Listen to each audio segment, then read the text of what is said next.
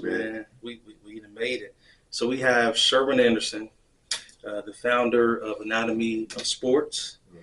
He is from Brooklyn. Okay, we got a Brooklyn native in the building. Sure. Two-time Xavier basketball captain, earning both a bachelor's and a master's degree. That's correct. From the Xavier University. The Xavier University. There you go. Right. And I noticed that you also did like you had a youth mentoring program. Yeah. You mentored hundreds of kids. That's correct. Had compelling conversations with them on leadership, development, education, and you also showed your community impact that you had. So could you tell us a little bit more about how was it growing up in Brooklyn? Yeah, for sure, man, because I feel Brooklyn is in me. Brooklyn changed me, and Brooklyn made me a stronger person. Yeah. You know, Brooklyn is what I call it a melting pot. Melting pot. And it's millions of people from all different places in the world, you know? Yeah. And when you're walking in Brooklyn, you just don't walk Brooklyn streets. You got to pay attention to what's around you. Self-awareness. You got to be conscious when you're sitting in the trains. You're people watching. If you love people watching, people watching all day, every day. Okay. So that's how I call it, you know? So I'm wondering, you had to pick up that at a very early age? Around, I want to say 11 and 12, I was walking the streets, getting on a train, traveling around the city. At a young age, exploring with 5, 6, 7 of my homeboys, trying to figure out what to do. A fun day for us is hopping on a train on a Friday, just letting the train take us wherever it took us, you know? Oh, that's good. So where does basketball come into play at that? Well,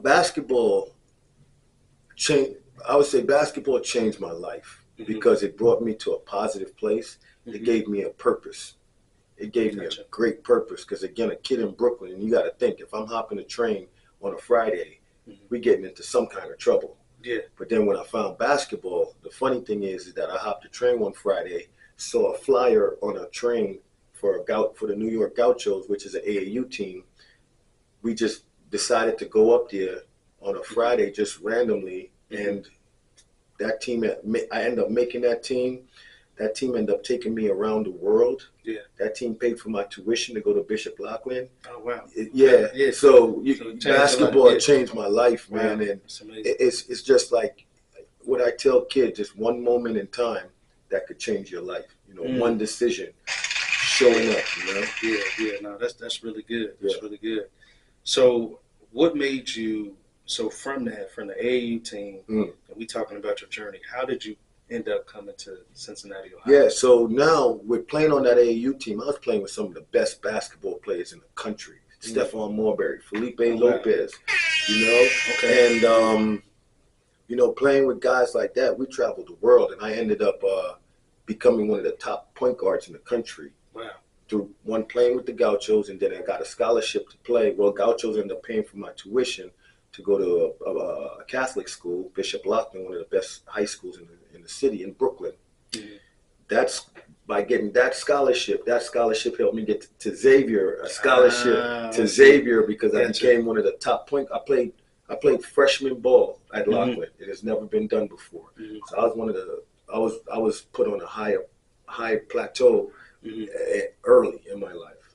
Gotcha. So from there, Xavier found out about me in my senior year, and actually Pete Gillen, who was from Brooklyn, was the one who came and visited me.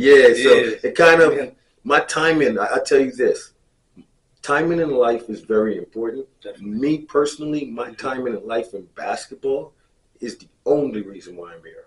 Wow. So basketball connected you to these resources and which got you here. For sure. Yeah. So what would you say, what is like one lesson, or if there was many lessons that you learned at Xavier that still guides you to today? That which don't kill you, make you stronger. There it is. Okay. It's that simple. I live off of that word. I offer that quote, man. It's in my head every day, man. I don't let anything really break me.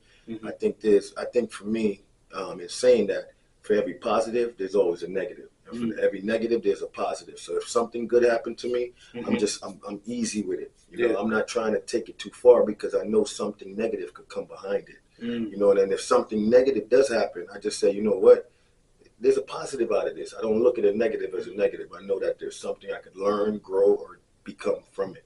That sounds like something that I read before. They said something about a silver lining. So you always try to find a silver lining through the good and through the bad. For sure. Because if you look at it in one direction, you look at it and say, oh, everything is great now. You're gonna have a letdown sooner or later. And you know that when you expect something too fast, too quickly, man, it could break your heart, man. That expectation. So you just gotta appreciate what you get in that moment and let it be what it is. No, that's really good, man. That's really good. I'm happy you said something about expectations because that's something that I know even myself. I put myself on a high expectation, like a high frequency. Like, man, you got to do this. Yes, you got to. Yes, and it's like, you know, people tell me all the time, you don't do that to yourself. Right. You know what I mean? Right, like you because you end up because we're such competitors and because we want it, we will work and then we don't get it. It breaks us. Like, man, I feel this, and So it's an interesting dynamic when your expectations, when you put it up so high on a plateau, you know. No, it's a tough thing for me, man. So, and that leads me to my next question. Like, what moment did you realize your purpose was bigger than basketball? That's a great question because you don't really notice your purpose in that moment. You kind of notice your purpose gradually, you know, because I'll give you a perfect example. I have 6 kids of my own, but I've also adopted 2-3 young men that came off the streets. Gotcha. You know? And in the moment of having them in my house, I didn't think I was doing something that great. I just felt like I brought 3 young men and I'm giving them a chance to live comfortably, eat good, you know, see how a family dynamic is because they didn't have a dad in their life, all 3 of them, you know. And I just didn't bring in 3 boys. I've had 5-6 kids, young men living with me with my 6 kids. Wow. Not all at the same time. I only had 3 of them. The 3 that I'm really close with has done that. But I've had kids just staying with me because, again, there's a connection between me and kids, especially troubled kids. They could see my sincerity. So that's where I could see my calling once. Actually, I could see it more when they left my house. I could see it more when I was like, oh, man, this is what I have to do in this life. I got to take young black men. I give it to you this way. I got to teach. I know this is my calling, and I've practiced it so much that I could easily give it to you in one saying. I know my purpose in life is to motivate every black man, every young black man to find their greatness. And I know that's my calling. I know that's why I'm here. I do it every day. I work at a school where I'm doing it every day with young black kids and just putting greatness in them because each one of us got greatness in us. We just need somebody to pull it out of us. No, that's really good. And you're right about that. And I feel like we all need those reminders and we need people to, and I tell people this all the time. I feel like God puts us in a position to where he says, hey, I'm going to utilize you in order to help someone else. Either whether that's uplifting or whether that's sharpening them, or whether that's giving them the precision that they need in order to move forward. So let me ask you this. Do you think, and this has been a lot of conversation that's actually been coming up with people who mentor other people, do you think when you mentor somebody is because you're lacking something, or is there something that you didn't get that you know that you can give to someone else? It's definitely not a lacking because you don't become a teacher because you want to teach kids. You don't. You could become a teacher because you have a passion for kids. You know? So when you mentor somebody, it's time and energy. It's time and energy. You just don't show up and be like, I'm here, let's do it. No, I got to give up my time. I have to give up my energy. I have to want to be here with you. Kids will see right through you, man. You can't fake the love that you have for a kid. You just can't. So I know that it's not something you're lacking. It's something that you have to have inside your heart, man. I deeply believe it, man. You don't work with kids just because you like them, because they will break you. Yeah, no, they will. Break you, fold you. Yeah. The whole nine. Yes. I believe it. So changing directions a little bit, the anatomy of sports. Yes. What gave you that? Who gave you that mustard seed for that to come alive? Mental health. Okay. Mental health. When I saw the dynamics of where mental health was going, I had thought about this before COVID. Mm-hmm. This was something. Then when I saw COVID and I saw what it did to young men and women, it's like, whoa, I need to pull the anatomy of sports out now. That's when I really became serious. It's been in my head. There's been remember there was a show called, it was the study of sports and the science of sports. Oh, yeah. I remember right. That. Yeah. So you remember how I used to show you so the anatomy of sports kind of, it kind of moved from what's the word I'm looking for? It was created from the science of sports. Gotcha. Because what I saw is sports. We look at sports as an athletic, physical. I look at sports as a science. Yeah. And I teach it as a science. For every action, there's an equal and opposite reaction. I look at sports as a science. The smallest guy could play against the biggest guy. Why? Because he understands the science behind his movements. So that's where the anatomy of sports came out. Yeah, no, that's really good. Because I think what happens is it puts you in a unique position when you're talking about like what makes your program different from traditional, programs. So a part of your program, you teach life skills as well, right? Yes, very important. Can you tell us a little bit about what that looks like? Yeah, the life skills, again, came from COVID. What I've learned after COVID, our kids went into the phones and into the electronics and went into technology heavy. They count on it to guide them. They count on it to give them social, they're just counting on it a lot.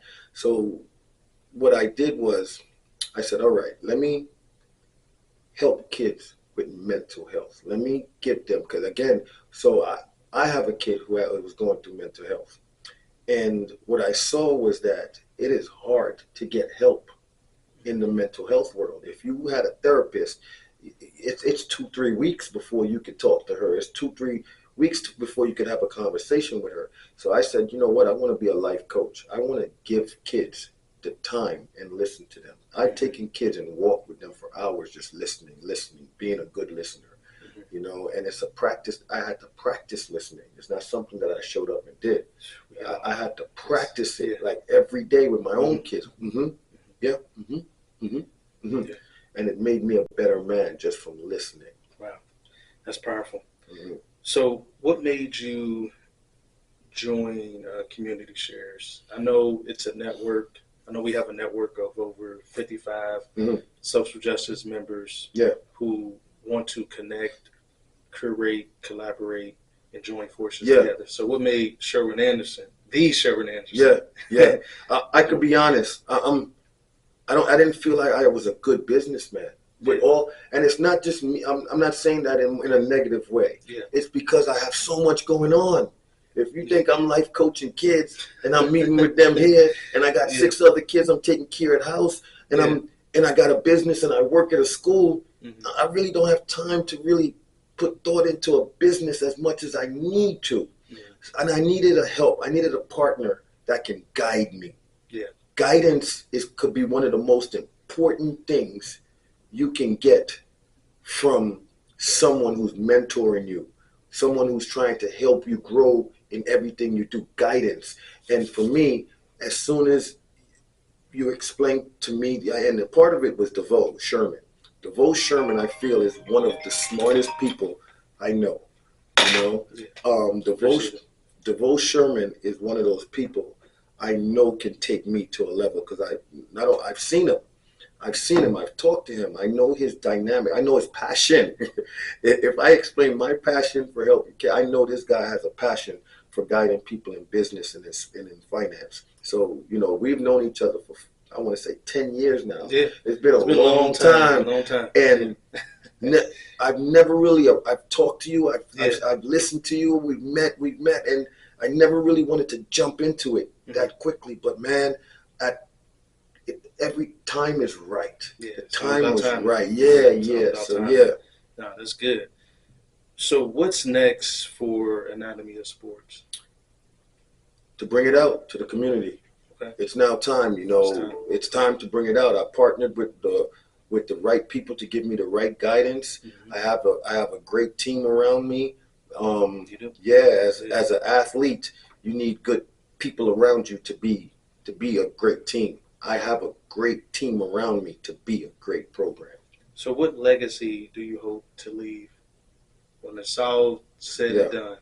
You got your Xavier, you got the mentoring, you got Anatomy of Sports, you got your kids, and all the mentees that's looking up to you. So what do you hope to leave behind? That I was a good person. That I was a good person. I don't need anything in life. I don't need accolades. I don't do material things. I've reached a point in my life where peace is the most important thing to me, and happiness. Wow. Peace and happiness. I material things, when gone, you start to check yourself. You better. You better. And I don't want to wait for it to be gone to say, you know what, I give thanks to having life every day. Gratitude. Yeah. What advice could you give a young person who wants to make an impact or who wants to be the next Sherwin Anderson? Yeah. Love life. Love life, man. If you could love life as much as you love other things around you, you're gonna want to help. You're gonna want to help because then you'll see it'll open up your eyes clearer to the people who need help. When you're thinking you're going through something, there is somebody going through something worse than what you're going through that you probably could help them through. So we walk around life trying to figure out all the things oh man, I'm going through it right now. I gotta fix. But then I see a kid just sitting by himself and he's not talking to no one, heads down. Man, I ain't got time to fix him, man. I gotta fix myself. But you do. Yeah, that's good. So kind of like having people be there for each other. Yeah. It's almost like when I look at what you were talking about, it's like you were a captain of a team. Yeah. So you understand the importance of being what a leader is, the roles, the science behind how people think, how they play. Yes. I remember, and I think it was Coach C who said this. He said, I know somebody's personality based off the way that they play basketball. The work ethic. Perfect example, you. Perfect example, you. Not a basketball player, never played on a college team or anything. But your work ethic on the court is like, oh man, I could beat this guy. You have no concept of he played college ball and he's better than me. So it's a passion, it's a love for what you do. It's a love you can't fake that, man. It's a love. I appreciate that, man. I really do. Now, it's definitely a mindset when it comes to that, because you're right. I never played a professional. I've never been on a professional team, and I'm not, like you said, I'm not even thinking about who you are, what accolades you got. Just go out there, try my hardest, and let your work ethic make up for any things you're limited. And I think a part of that is having that grit, man. That confidence, believing in yourself, all those things. I know we say it all the time, but it's so real to really believe in you. That you can be anything that you want to do, and that you can achieve it. And I know it was a song. They said, if you can believe it, then you can achieve it. So it's just like, man, I really remember those sayings in elementary when my teacher used to sing that. I'm like, you know what? I could do that. So, man, I love some Sherwin Anderson. There you go. I love some Sherwin Anderson. Yeah. Let's get into this fun round, man. So this round is the lightning round. So you got 5-10 seconds to answer these questions, man. I'm ready if you for this, don't man. answer in time or on time, you will hear the shot clock. I think I'm going to be done early. All right, we gonna see. Get it. We're gonna see. All right. So, one word to describe Xavier University. Jesuits. Okay. Favorite Xavier player besides yourself? Byron Larkin. Ooh, that was quick. All right. One lesson Xavier taught you about leadership. Lead by action, not by words. Almost had you there. Okay, good. Mm-hmm. All right. Xavier Musketeers or Cincinnati Bearcats? Xavier Musketeers all day, every day. Crosstown shootout. That was a trick question, yeah. Talent or hard work? Hard work. Oh, he already said. I'm 5'11", my man. All right, I made it to college by accident. All right. Favorite song before a big game? My Day by Taurus Riley. That's a good one. I like that. Mm-hmm. Okay. Coffee or tea? You know it. Tea, baby. Tea all day. I will tell y'all, he makes some fine, good tea. Yo, chai tea with honey. I want this man to start a tea shop. I would love just for me. Yeah. Just for me. Nobody else. Just for me because I love his tea. Yeah. Skyline Chili or Gold Star? Skyline. Crazy thing is, I got two daughters. One work at Skyline, one work at Gold Star. Oh, yeah. That's crazy. Bengals or Reds? Bengals, man. Love Bengals football. All right, here we go. Favorite Cincinnati neighborhood? Woodlawn. Woodlawn. Okay. Yeah. All right. Woodlawn it is. Well, Sherman, man, we appreciate you for your time. And thank you for coming, man. This is good. Appreciate you, man. Yeah. This is good, man. So, is there one thing that you want people to do before you leave today? It could be donate, volunteer, get involved, become a member of the organization. Yeah. Is there anything that you would? Yeah. Man, I know the first thing people think is money. You know, I do need funding. Again, I'm starting the journey, and funding is important to get all the equipments I need to set up the events. But I need volunteers. I need people who are interested in making some of these events I'm putting on. Christmas tournament, dodgeball tournament for middle school kids, wiffle ball tournament for middle school kids, kickball tournament for middle school kids, chess tournaments. You know, I got plans to put together events that doesn't necessarily take a kid to be a great athlete. Take a kid to enjoy being a part of something and part of life. So I need people who are interested in volunteering and maybe even volunteering to raise funds. Yeah. Okay. Well, listen, y'all heard it here first. Sherwin Anderson, Anatomy of Sports, y'all. Yes, sir. Check them out. And we'll see y'all at the top because the bottom is overcrowded. Appreciate y'all. That's it. Yeah, man. I really didn't know I was going to say that last part, but I'll